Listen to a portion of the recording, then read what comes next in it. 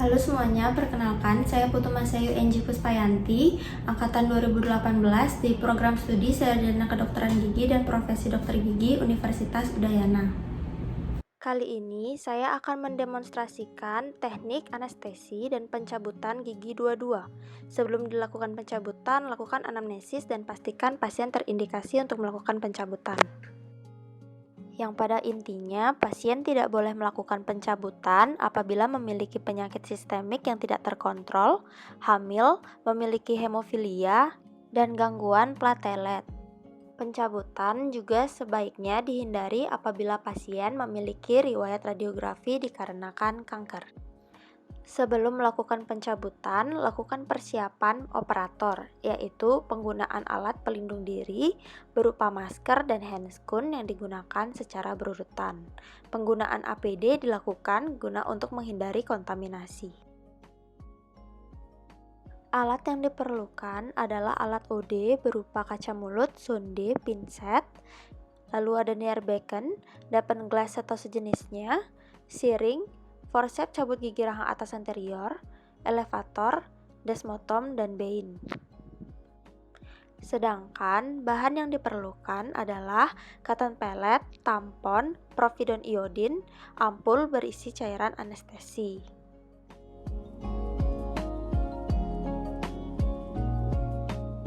Sebelum anestesi, siapkan siring dan ampul anestesi. Sebelum mematahkan leher ampul, pastikan bahwa seluruh cairan anestesi di dalamnya berada di bawah leher ampul. Lakukan pemutaran atau ketukan ampul apabila masih terdapat cairan di bawah leher ampul. Lakukan pembukaan larutan anestesi secara perlahan agar tangan tidak terluka. Setelah itu, masukkan cairan anestesi secara perlahan ke dalam siring. Setelah itu, ketuk-ketuk siring agar gelembung udara yang terdapat pada siring dapat naik dan dikeluarkan.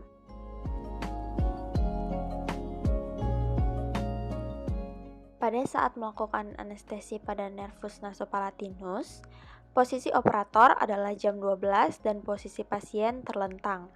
Sebelum anestesi, keringkan daerah yang akan dianestesi, yaitu di antara gigi 11 dan 21 dengan bantuan pinset dan kaca mulut. Lalu, asepsis dengan mengoleskan povidon iodin pada lokasi injeksi dengan gerakan memutar.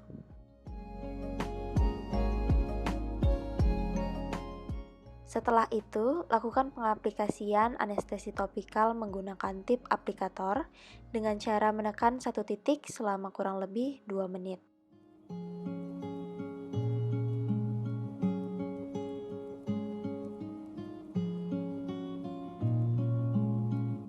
Kemudian injeksikan jarum di anterior palatum durum secara bilateral dengan patokan di tengah gigi 11 dan 21 pada bagian lateral incisivus papilla sedalam kurang lebih 0,5 cm sampai menyentuh tulang. Setelah itu lakukan aspirasi. Apabila negatif, deponirkan sebanyak 0,25 cc cairan anestesi secara perlahan untuk menghindari gelembung.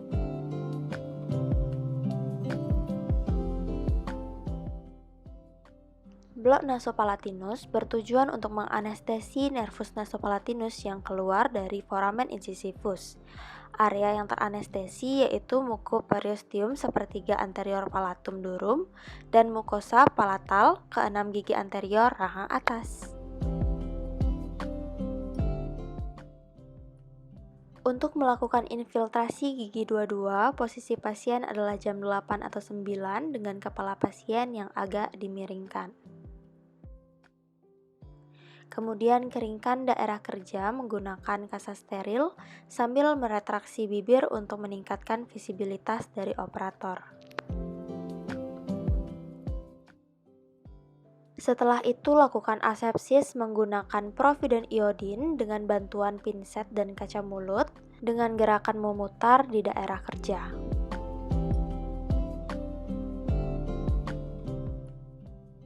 Lalu, aplikasikan anestesi topikal menggunakan tip aplikator dengan cara menekan satu titik pada daerah yang akan diinsersi jarum anestesi selama kurang lebih 2 menit. Injeksikan jarum pada daerah mucobukal fold, yakni pada pertemuan mukosa bergerak dan tidak bergerak, dengan bevel jarum menghadap ke tulang dan sejajar sumbu gigi. Injeksikan jarum menyusuri periosteum hingga ujung jarum setinggi apeks akar bagian mesial gigi dua-dua. Selanjutnya, lakukan aspirasi. Apabila sudah negatif, maka larutan anestesi dapat dideponirkan sebanyak 1,0 sampai 1,5 cc secara perlahan untuk menghindari gelembung. Lalu, periksa apakah larutan anestesi sudah berjalan dengan baik dengan menggunakan sonde pada daerah gingival pasien.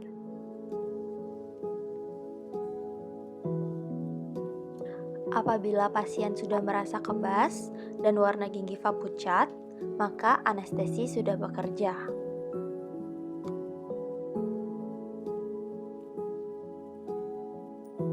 Posisi operator pada saat pencabutan yakni posisi jam 8 atau 9. Posisi pasien pada saat pencabutan agak dimiringkan. Setelah larutan anestesi bekerja dengan baik, lakukan pemisahan pelekatan jaringan lunak dari gigi yang akan dicabut dengan menggunakan desmoton terlebih dahulu.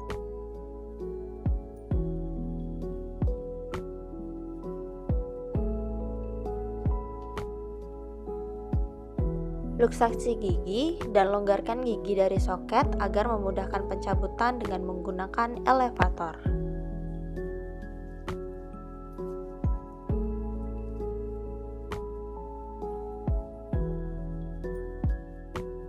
Setelah gigi sudah cukup longgar dari soketnya, aplikasikan forceps pada gigi seservikal mungkin. Gerakan luksasi menggunakan forceps yakni ke arah labial lalu ke palatal, setelah itu dilanjutkan merotasi. Ekspansi forceps lebih ke arah labial karena bagian labial lebih tipis dari bagian palatal. Setelah gigi berhasil diekstraksi, lakukan irigasi pada soket.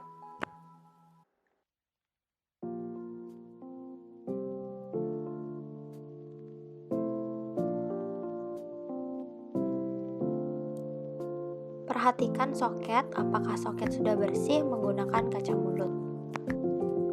Lakukan kompresi tulang alveolar dengan ringan menggunakan jari untuk mengembalikan soket yang terekspansi.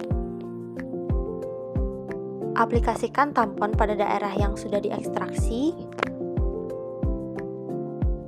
Instruksikan pasien untuk menggigit tampon dan resepkan obat.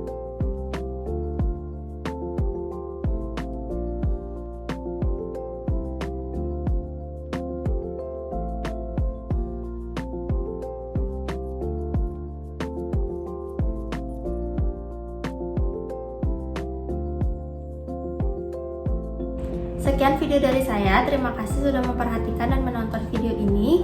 Sumber dari video akan saya cantumkan di akhir dari video ini. Terima kasih.